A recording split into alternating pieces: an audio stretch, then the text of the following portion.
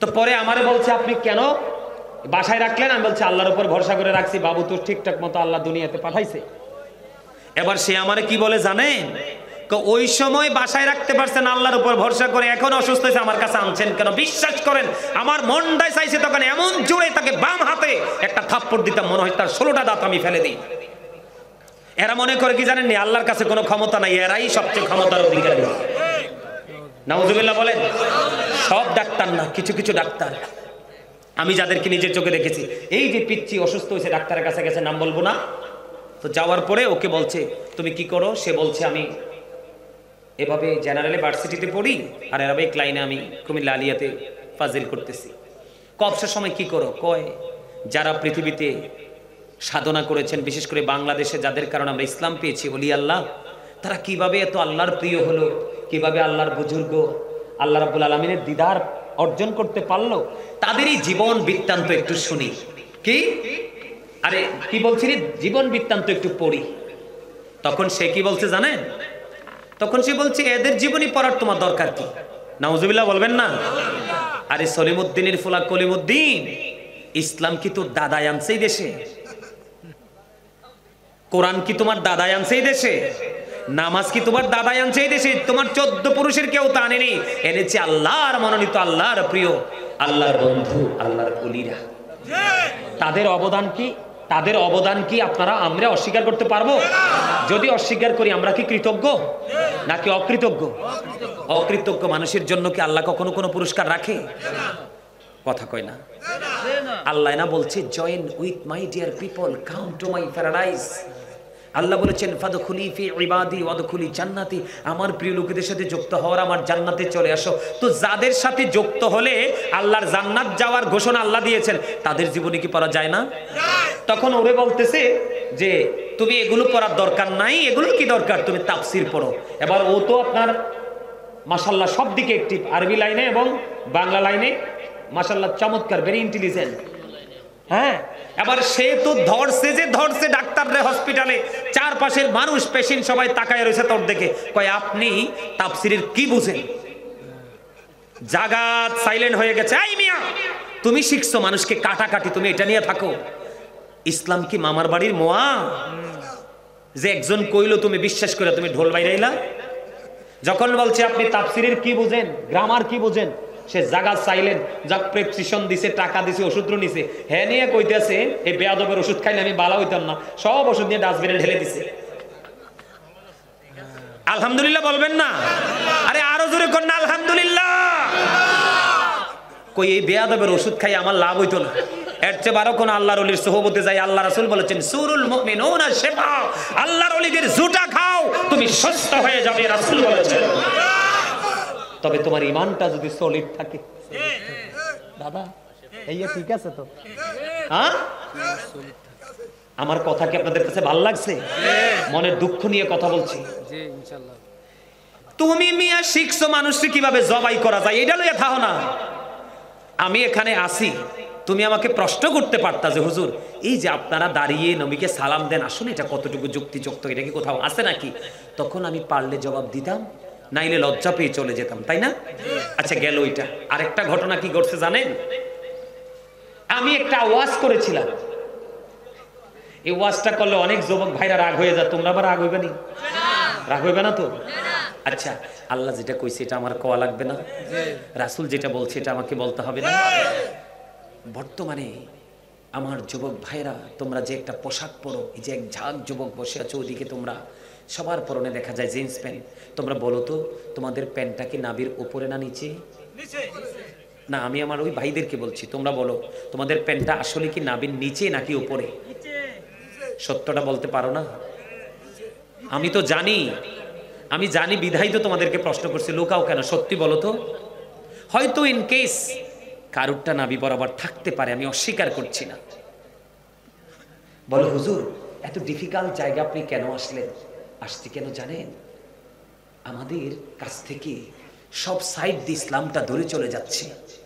আল্লাহ বলেছেন, এদিকে তাকাও, আল্লাহ বলেছেন লিবাসুত তাকওয়া যালিকা খায়র।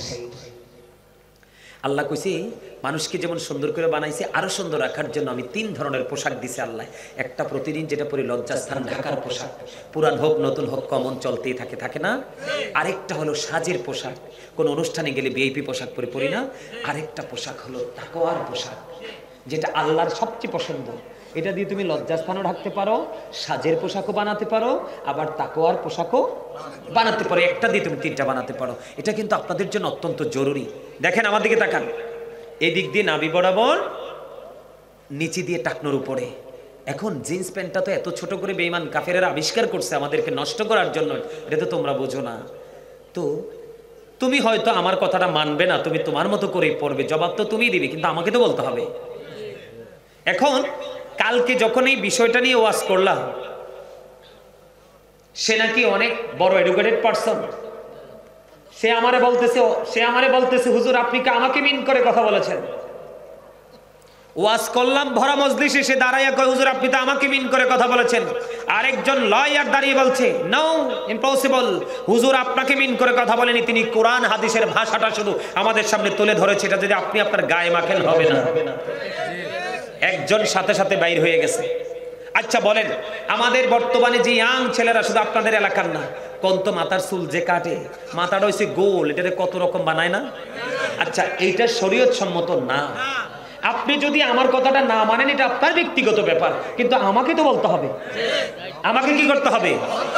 তো আপনি চুলটা যেভাবে কেটেছেন ইহুদিদেরকে ফলো করে, কাকে?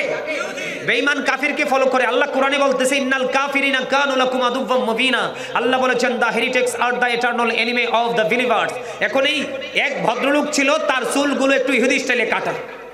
বিশ্বাস করেন তিনি 60,000 টাকা খরচ করে খাবারের আয়োজন করছে আমার এই জিন্স প্যান্ট আর চুল কাটার স্টাইলে। আমি কেন বলছি কথাটা? ওই যে দিন দিন যে ইসলামটা গরিব হয়ে যাচ্ছে, আমাদের বডি থেকে, অন্তর থেকে, সব দিক থেকে, আচার আচরণ থেকে দেখেন ইসলাম গরিব। ইসলামের কোনো তোয়াক্কাই আমরা করছি না, নিজেদের মতোই সব করছি, তাই না? তো এটা তো গরিব না ইসলাম? কথা বলেন না কেন?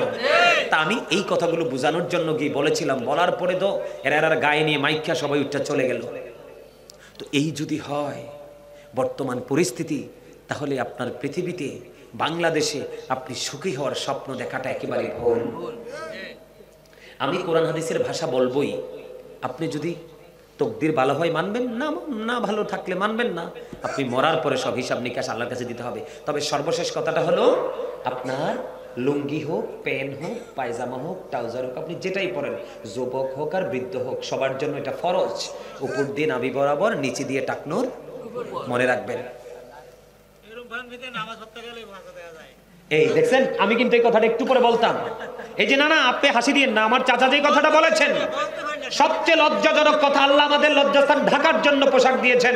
আপনি এমন পোশাকটা কেন পরবেন যেই পোশাকটা আপনার লজ্জাস্থানটাকে ফাঁকা করে দিবে? শুক্রবার দিনে জুমাতে যায়েন, কিছু কিছু ছেলেরা সবচেয়ে বেশি ডিজিটাল ভাবে মসজিদে যায়, রুকুতে গেলেই দেখবেন পিছনের কাতার থেকে আরেকজন তার পিছন দিকে লজ্জাস্থানটা পুরোটা দেখা যায়, তার গোপন অঙ্গটা দেখতে পায়। কথা বলেন না কেন? যদিও কথাটা বলতে খারাপ লাগে, কিন্তু বাস্তব সত্য না? সম্মানিত উপস্থিতি, ওই দেখছেন নি এবার এবার একটা ভাঙ্গেই দিছে। আচ্ছা আপনারা কি আগামী দিন থেকে এই ইসলাম বিরোধী, আল্লাহর যেটা পছন্দ না, রাসূলের যেটা পছন্দ না, এই পোশাকটা কি পরবেন? আমি বিশেষ করে যুবকদেরকে অনুরোধ করব, তোমরা শোনো। আমি আমাদের কুমিল্লা নিউ মার্কেটের সামনে একটা লাইব্রেরিতে গিয়েছিলাম, আমার পছন্দের একটা পছন্দের একটা বই কেনার জন্য। তো যাওয়ার পরে কথা বলতে বলতে বলতে এক পর্যায়ে লাইব্রেরির মালিকটাও তিনি খুব আন্তরিক, মুরব্বী, দাঁড়িয়ে আছে। তো কথা বলতে বলতে একটা পর্যায়ে আমি জিন্স প্যান্টটার কথাটা বললাম যে আমরা কি তাকাবো নারীদের দিকে, পুরুষদের দিকে তাকাতে পারি না, তারা লজ্জাস্থান সামনে দেখা যায়, পিছনেও। তো জিন্স প্যান্টটা কেন বললাম মেন করে, কারণ এই প্যান্টটাই বেশি আমাদেরকে ক্ষতি করে, অন্যান্য পোশাক কিন্তু আমাদেরকে ক্ষতি করে না, এই জন্য এটাকে মেন করে বলছি। তো মনে হয় ছেলেটা 6-7-এ পড়ে সম্ভবত, না জানি আরো বেশি, মনে নাই সঠিক, অনেক আগের কথা। তো ছেলেটা পাশে থেকে দাঁড়ায় দাঁড়ায় আমার কথা শুনছে। শোনার পরে আমার যখন কথা শেষ হলো, আমি রওনা দিলাম, ছেলেটা আমার বলতেছে হুজুর আমি এতদিন পর্যন্ত এই প্যান্টটাকে মনে করতাম যেটা একটা কমার্শিয়াল পোশাক, আমি এটা পরতাম হুজুর, আজকে আমি দূর থেকে সবগুলো কথা শুনছি, আজকে থেকে যদি আমি এই প্যান্টটাকে চিরতরে ভুলে যাই, আল্লাহকে আমার অতীত জীবনের সবগুলো গুনাহ মাফ করে দিবে। আমি কার আল্লাহ চাই তো এটা। তোমার অন্তরে ভয় আসো, তুমি অপরাধকে ভুলে যাও, আল্লাহর দিকে তুমি ফিরে আসো। সম্মানিত উপস্থিতি, আমার দিকে তাকান, ছোট্ট করে আলোচনা করবে একটু সুদটা নিয়ে। আমাদের সমাজকে যে আজকে ধ্বংস করে দিছে। যেটা বলতেছিলাম, আপনার কাছে যদি 10 টাকা থাকে, কয় টাকা? ধরেন 9 টাকাই আপনার হালাল পরিশ্রমের, কিন্তু 1টা টাকা আপনি সুদের বা ঘুষের বা জোর জবরদস্তির টাকা আপনি কি করলেন? 9 টাকার সাথে যুক্ত করে 10 টাকা দিয়ে একটা জামা কিনলেন। এই জামাটা পরে আপনি কিয়ামত পর্যন্ত নামাজ পড়তে পারবেন। আল্লাহ রাসূল বলেছে, তোমার নামাজ আল্লাহর দরবারে কবুল হবে না, কারণ লা তুকবালু সালাতুম বিগাইরি তুহুর ওয়ালা সাদাকাতুম মিন গুরুর। আল্লাহ রাসূল বলেছেন, পবিত্রতা ছাড়া ইবাদত কবুল হয় না, আর হালাল উপার্জন, হালাল টাকা ছাড়া কখনো দান সাদকাও কবুল হয় না। বলেছেন কে? আল্লাহ রাসূল। এটা হাদিস শরীফ। কে বলেছেন? রাসূল বলেছেন। আমি যদি আপনাদেরকে, এটা কিন্তু মেরাজের চাঁদ চলতেছে, আল্লাহ রাসূল মেরাজে গেলেন, জাহান্নামের দিকে তাকিয়ে দেখলেন শুধু বড়লোক আর নারী। আপনারা বুঝতে পারছি, ক্লান্ত হয়ে গেছেন। আমি আরেকটু কথা বলি, ছোট্ট করে হাদিস শরীফটা বলে শেষ করে দিব। জাহান্নামের দিকে তাকিয়ে কি দেখলেন? বড়লোক আর মহিলা। আর জান্নাতের দিকে রাসূল তাকিয়ে দেখলেন শুধু পুরুষ আর গরিব মানুষ। সুবহানাল্লাহ বলেন না? নবীজি একটা সম্প্রদায়ের কাছে দিয়ে যাচ্ছেন, যাওয়ার সময় নবীজি দেখলেন এক একটা মানুষের পেট এক একটা ঘরের মতো বড় বড়। ওই যে আমার ভাই পিছন থেকে বলতেছেন, এক একটা ঘরের মতো বড় বড় পেট। নবীজি জিজ্ঞেস করলেন, জিব্রাইল, এই যে ঘরের মতো বড় বড় পেটওয়ালা মানুষগুলো এরা কারা? জিব্রাইল বললেন, ইয়া রাসূলুল্লাহ, এরা হলো দুনিয়ার সুদখোর। নবীজি বলতেছেন, আমি নবীজি দেখতে পাই তাদের পেট ভর্তি সাপ আর বিচ্ছু। নাউজুবিল্লাহ বলেন না? আরো জোরে। সম্মানিত উপস্থিতি, এই সুদের মাধ্যমে টাকা উপার্জন করছেন কার জন্য? ছেলে মেয়ে, বিবি, বাল বাচ্চার জন্যই তো। আপনি হয়তো খেয়ে যাবেন না, তারা ভোগ করবে, আরামায়েশ করবে, কিন্তু এই 1% অন্যায়ের ভাগ কিন্তু তারা নিবে না, এবং তারাও সেই অপরাধের অপরাধী হবেন আপনি। আল্লাহ কোরআন শরীফের 19 পারা সূরা শুআরার 88 নম্বর আয়াতে বলেছেন, ইয়াউমা লা ইয়ানফাউ মালুন ওয়ালা বানুন। আল্লাহ বলেছেন, ধন সম্পদ, সন্তান সন্ততি তোমার কিচ্ছু কাজে লাগবে না। কার জন্য করছেন? ভয়ঙ্কর কথা না? কথা বলেন না? সম্মানিত উপস্থিতি, যেই ব্যক্তি সুদের মাধ্যমে 1টি টাকা উপার্জন করলো, সেই যেন তার মায়ের সাথে 36 বার জিনা করলো। যেই ব্যক্তি সুদ খাইলো, সে যেন তার মাকে বিবাহ করলো। যিনি সুদ খান, যিনি সুদ দেন, যিনি সুদের স্টাম্প লেখেন, যিনি সুদের টাকা কালেক্ট করেন, টাকা না দিলে যারা গ্রাহক তাদেরকে মেরে রক্তাক্ত করে, মানে সুদের টাকাটা আপনি তার কাছ থেকে বের করেন। আজকে আমাদের দেশে অসংখ্য সুদখোরের তাণ্ডবে অনেক রিকশাওয়ালা আধা ঘন্টা 1 ঘন্টা জাগার মালিক নিঃস্ব হয়ে গেছে। আজকে আসার সময় আমি শুনলাম আমার ড্রাইভারের কাছ থেকে তার নিজের ফ্যামিলির খবর। শুধু সুদের টাকা চেঁচিয়ে চেঁচিয়ে জায়গা জমিন বিক্রি করে আজকে তারা নিঃস্ব। এই জন্য আমি বলি, the rich are not always happy. ধনীরা সব সময় সুখী নয়। The poor are born to suffer. গরিবরা জন্মগ্রহণ করেছে দুঃখ ভোগের জন্য। যদিও বড়লোকদের তাণ্ডবের শিকার হয় গরিবরা। আল্লাহ রাসূল বলেছেন, আমি যখন সর্বপ্রথম জান্নাতে কদমটা বাড়িয়ে দিব, বিশাল একটা দল নবীজির সঙ্গে জান্নাতে যাবে। নবীজি বলেছেন, আমার এই বিশাল দলটা পৃথিবীতে যুগে যুগে আমার যে গরিব উম্মত রয়েছে, এখনো কিন্তু গরিবদের কাছে ইসলামটা 100% আছে। ইসলাম আজকে লাঞ্ছিত, অপমানিত। এই পৃথিবীর কিছু কথিত সুদকে, ঘুষকে মানুষের গলায় ছুরি চালিয়ে টাকা উপার্জন করে বড়লোক হয়েছে, ওই সমস্ত নষ্ট মানুষগুলোর দ্বারাই আজকে ইসলাম লাঞ্ছিত। ঠিক কিনা বলেন? ইসলাম আজকে অপমানিত। কথা বলেন না কেন? আমরা ইসলামের ধারা অনুযায়ী কাজ না করে, ইসলাম এটা করে নাই, আমরা এটা করছি। আসলে কি ইসলামের কিছু হবে? ক্ষতি যা হওয়ার তোমার নিজেরই হবে। ঠিক না বেঠিক? সম্মানিত উপস্থিতি, না বলা অনেক কথাই আছে, আর কোনো কথা বলবো না। তবে সর্বশেষ একটা কথা বলবো, যিনি অপরাধ করে, আপনি জানেন, বুঝেন, অপরাধী জানার পরেও তার কাছ থেকে 500 টাকা, অথবা বাজারের দিনে 1 ব্যাগ বাজার, অথবা গরু বাটা দিলে আধা কেজি গোস্ত, অথবা যেই কোনো সুবিধা, আপনার বাড়ির এঙ্গিনে অসুবিধা, সে অবশ্যই এই সমস্যাটাকে সমাধান করে দিল। যেই কোনো লোভে পড়ে আপনি অপরাধী জানার পরেও তাকে সাপোর্ট করলেন, আল্লাহ রাসূল বলেছেন, হাদিস শরীফের মধ্যে এসেছে, তুমি জানার পরে বোঝার পরেও তুমি তাকে সাপোর্ট দিয়েছো, তুমি আর মুসলমান নেই, তুমি সঙ্গে সঙ্গে মুসলমান থেকে তুমি খারিজ হয়ে গেছো। আরো জোরে কর নাউজুবিল্লাহ।